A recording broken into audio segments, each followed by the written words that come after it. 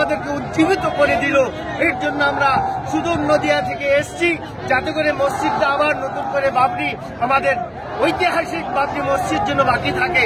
আজকে দলদাস হয়ে যে সমস্ত নেতা নেত্রীগুলা রয়েছে তাদের মুখে আজকে ঝামা ঘষতে এসছি যে মমতা ব্যানার্জি এটাও জেনে নেক যে বাবরি মসজিদের জন্য আজকে হুমায়ুন কবিরকে সাসপেন্ড হতে হলো।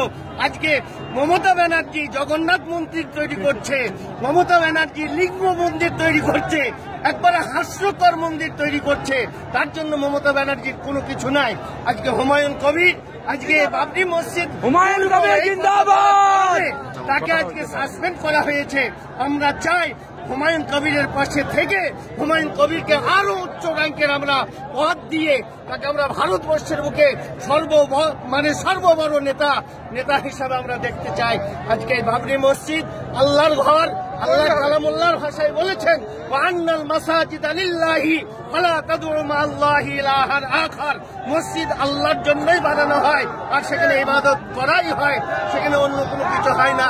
আর এটাও আমি জানিয়ে রাখছি যে ভাই সকল, এই মসজিদ সরকারি টাকা দরকার হয় না, সুদের টাকা লাগে না, হারামের টাকা লাগে না। তাই ওই ববি হাকিমের হারামের টাকা এখানে আসবে না, চৌধুরীর হারামের টাকা এখানে আসবে না, অন্য কোন নেতার হারামের টাকা আসবে না, এখানে রবি চৌধুরীর হারামের টাকা আসবে না, হাসানুজ্জামানের হারামের টাকা এখানে আসবে না। হারামের টাকা দিয়ে মসজিদ বানানো হয় না, সরকারি জায়গায় মসজিদ বানানো হয় না। হয় সেটা মন্দির, রাস্তার উপরে মন্দির তৈরি করে, ঘাসের জায়গা তারা দখল করে, আজকে অর্থ সম্পত্তি তারা সব দখল করে তারা মন্দির বানাচ্ছে, ব্যবসা বানাচ্ছে, সবকিছু করছে।